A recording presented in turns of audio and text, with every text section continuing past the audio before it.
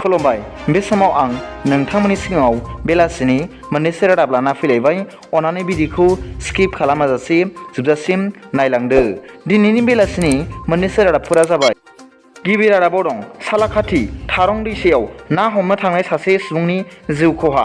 क'क्राझार जिल्लानि सालाकाथि पुलिस थानानि बेन्दोङाव थानाय सेथि खोन्दो गामिनि खमरुद्दिन आलीनि 32 बोसोर बैसोनि फिसाज्ला तारिफुद्दिन आली होनना मिथिनो मोननाय जादों।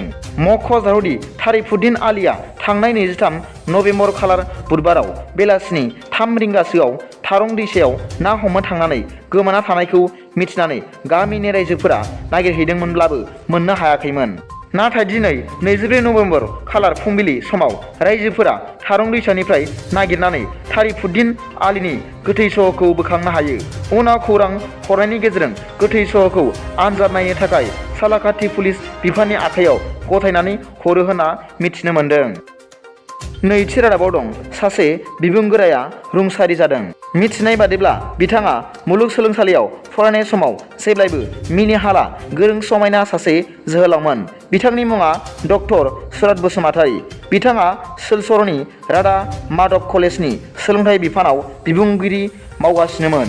गुवाहाटी इउनिभार्सिटिनि बसलिस्टनिबो आफादगिरिमोन होनना मिथिनो मोन्दों। बिथाङा गहपुरनिमोन। मख'जाथावदि बिथाङा फुंबिलि समाव बे बुहुमखौ नागारलांबाय होनना मिथिनो मोननाय जादों। थामथि रादाबाव दं इएम राकेश ब्रह्मआ खौरांगिरिफोरनि सिगाङाव फोरमायदों दि बिथाङा बिटिआरनि रायजो राजाफोरनो कार्बि आंलं जिल्लानि बोरमाफोरखौ लाबोनानै बिटिआरआव आबुं खालामजोबगोन होनना फोरमायदों।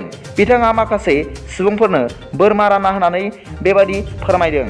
बिथाङा फोरमायबावदों दि गासै बिटिआरआवनो गावसोर अमा राननानै होनाय आरो मोसौ मैसो राननानै होनायनिबो थांखि लागासिनो दं होननानैबो फोरमायदों।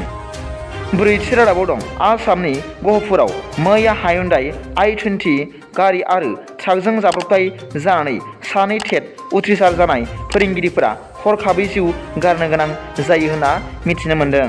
मिथिनो मोननाय बादिब्ला गहपुर पुलिस थानानि सिङाव थानाय सलंनिनि 15 नं राजा लामायाव गंसे ट्राक आरो गंसे हायुंडाइ गारिनि गंनैजों सौग्रावलायनायाव हायुंडाइ गारियाव गाखोनाय सानै टेट उथ्रिसार जानाय फोरोंगिरिफोरा जायगायावनो हरखाब जिउ गोमानो गोनां जादों।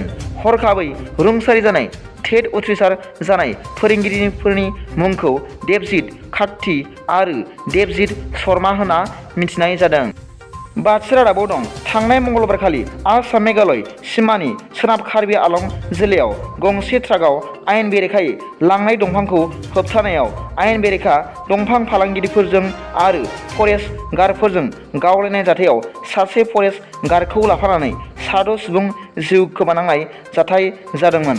बिनि थाखायनो थासारिया गिथाव बाथाव महर लानायनि लामायाव दंसैमोन। नाथाय दिनै बृहस्पतिबाराव गोबां रैखाथि हान्जाया बै जाथाय जायगायाव बेंनानै लादों आरो 144 गाहाय आयेन बाहायनानै कारफिउ जानायखाय बै ओनसोलाव दा जेबो गाज्रि जाथाय सोमजिनो हाबावाखै एबा दा गोजोन थासारि जाथ'नानै दङ होनना मिथिनो मोन्दों। दिनैनि बेलासिनि मोननैसो रादाबफोरा दा बेखिनिल'मोन।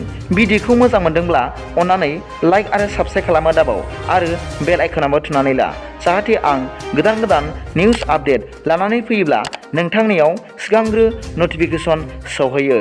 गाबोननि फुंबिलिनि रादाबाव नोंथांमोनखौ आंनि चेनेलाव गोसो गोथारै फरायहरनाय जाबाय। गोजोन्थों। एसेनोसै। जै बर' हारिनि जै।